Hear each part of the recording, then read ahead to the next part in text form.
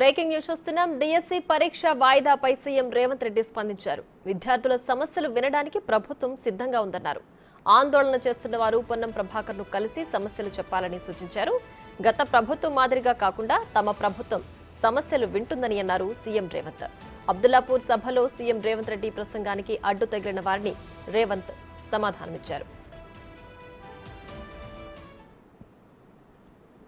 ఈ ప్రభుత్వాన్ని పడగొడతామని ఇద్దరు అచ్చోసిన ఆంబోతులాక ఊరు మీద ఇడిచిన మైసమ్మ పోతులు ఉంటాయి కదా, అట్లా మన మీద బీఆర్ఎస్ వాళ్ళు బీజేపీ వాళ్ళు పడగొడతాం అంటారు.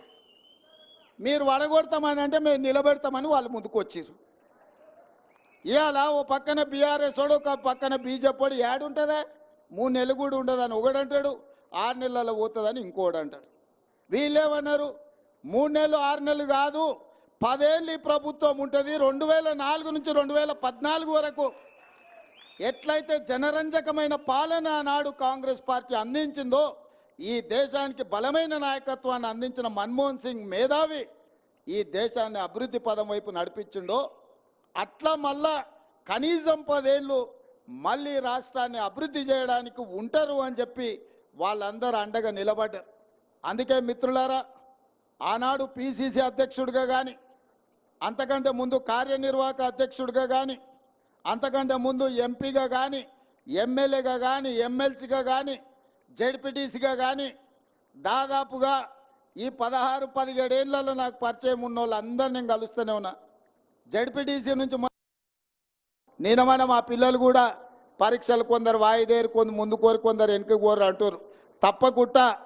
తప్పకుండా పరీక్షలకు సంబంధించి కూడా మా పొన్నం ప్రభాకర్ గారికి చెప్తున్నా, పిల్లలు రోడ్డు ఎక్కే బదులు మన ప్రభుత్వం వినడానికి సిద్ధంగా ఉంది.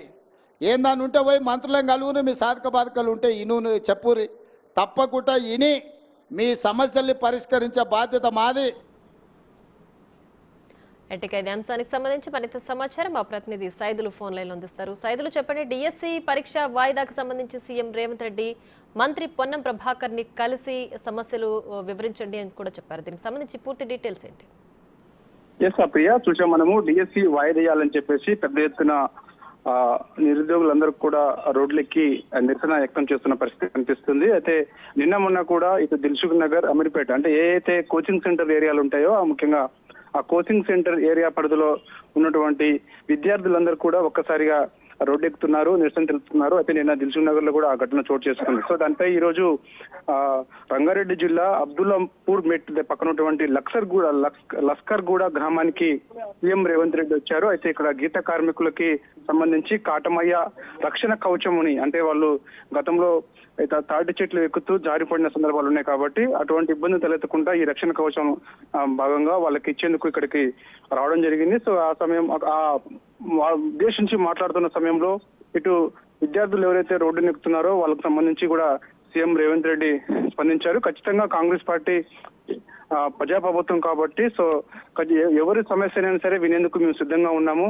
గత 2 రోజులుగా విద్యార్థులు రోడ్డును ఎక్కుతున్నట్టుగా కూడా వార్తలు వస్తున్నాయి. సో ఎట్టి పరిస్థితుల్లో కూడా మీ సమస్యలు ఏమైనా ఉంటే నేరుగా ఇటు మంత్రి పొన్నం ప్రభాకర్ కి చెప్పుకోవచ్చు అని చెప్పేసి కూడా కొద్దిసేపటి క్రితమే సీఎం రేవంత్ రెడ్డి పొన్నం ప్రభాకర్ ఆదేశించడం జరిగింది. అయితే ఎవరైతే సమస్యల మీద రోడ్డు ఎక్కుతున్నారో వారు నేరుగా మంత్రి పొన్నం ప్రభాకర్ ని కలవచ్చు.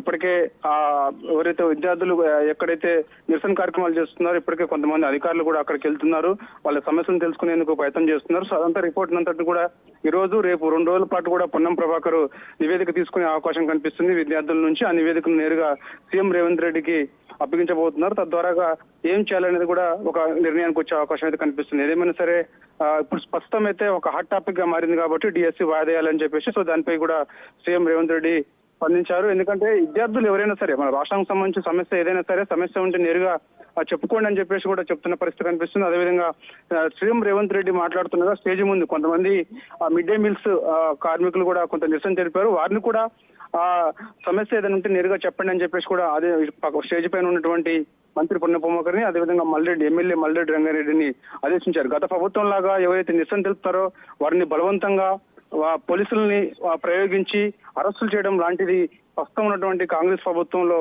ఉండదు. సో ఏ సమస్య అయినా సరే నేరుగా చెప్పుకోవచ్చు. నేను ఏ స్థాయి జెడ్పీటీసీ స్థాయి నుంచి సీఎం వరకు వచ్చినా కూడా సింప్లిసిటీనే మెయింటైన్ చేస్తున్నాను, నేరుగా ప్రజలకు వెళ్తున్నాను, ప్రజల్లో సమస్యలు తెలుసుకునే ప్రయత్నం చేస్తున్నాను. అని చెప్పేసి కూడా సీఎం రేవంత్ రెడ్డి చెప్తున్న పరిస్థితి కనిపిస్తుంది. దానిలో భాగంగా వారానికి ఒక జిల్లా సీఎం రేవంత్ రెడ్డి ఇక్కడ నుంచి వెళ్ళబోతున్నారు. నేరుగా ప్రజల మధ్యలో ఉండబోతున్నారు. ప్రజా సమస్యలు ఏమైతే ఉంటాయో వాటి నుంచి తెలుసుకోబోతున్నారు. వెంటనే పరిష్కారం అయ్యే దిశగా అడుగులు వేస్తుందని చెప్పేసి కూడా ఈ ప్రభుత్వం చెప్తున్న పరిస్థితి కనిపిస్తుంది. సో ఇక దీనికి సంబంధించి మీరు అడిగినట్టుగా డిఎస్సి పరీక్ష వాయిదాకు సంబంధించి మాత్రమైతే ఈ రోజు రేపు 2 రోజుల పాటు అయితే ఇటు పొన్నం ప్రభాకర్ విద్యార్థుల్ని పిలిపించి మాట్లాడుకునే అవకాశం కనిపిస్తుంది. సో ఇక వారు పొన్నం ప్రభాకర్ కి ఆ విద్యార్థులు ఏం చెప్తారనేది కూడా కొంత ఆసక్తిగా మారింది. మరి వాయిదా ఏమని చెప్తారా, లేకపోతే కొంతమంది పోస్టులు పెంచమని ఏమన్నా సలహాలు సూచనలు ఇస్తారా ఏంటి అనేది కూడా ఈ రోజు రేపు 2 రోజుల పాటు చెప్పిన తర్వాత ఆ ఇనుతులన్నింటినీ కూడా పొన్నం ప్రభాకర్ తీసుకుని నేరుగా సీఎం రేవంత్ రెడ్డి దృష్టికి తీసుకెళ్లే అవకాశం అయితే కనిపిస్తుంది. Priya. Right Saidulu, thanks for the updates.